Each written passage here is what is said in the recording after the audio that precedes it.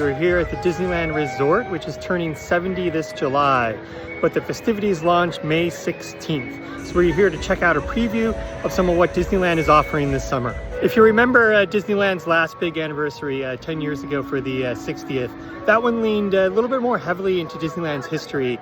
Disney creatives said this time they really want to create sort of a party atmosphere. The primary new show is World of Color over in Disney California Adventure. That begins with a relatively cute pre-show starring the Muppets. Okay, time for the big finish. Everyone, all together. Where they're trying to give a safety spiel that goes constantly wrong. That's all you got? I said more!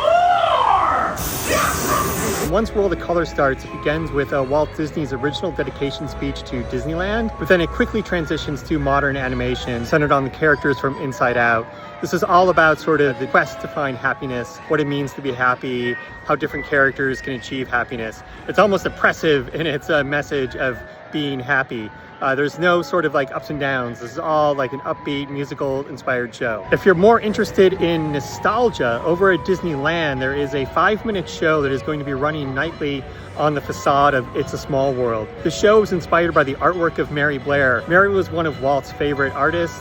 She worked on Peter Pan, but she's best known for working on It's a Small World. All of the characters and figurines in that attraction are based on her designs and her style and her tone. And so this show leans into Disneyland history with projections that play some Disneyland music and look at some Disneyland attractions. Also in Disneyland is the returning Paint the Night. This show actually launched for the 60th anniversary. It was a fan favorite, a modern update of the Main Street Electrical Parade. It's also very upbeat, very lively, contains tens of thousands of LED lights. There's also been a couple tweaks to some attractions. There have been new animations added to Toy Story Midway Mania. These are sort of 70th stickers that you can find on the various carnival games throughout the ride so you can collect more points. On It's a Small World, they have added the characters from Coco, Miguel and Dante.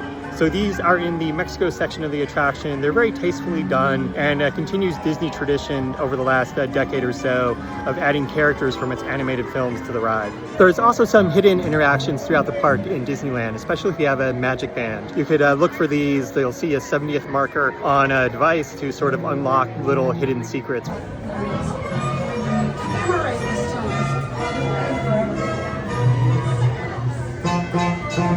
And there is, of course, plenty of characters, plenty of food, and plenty of merch. Stay tuned to the LA Times over the coming months. We'll have plenty more on Disneyland's 70th anniversary, including looks at its history, where it's been, and where it's going.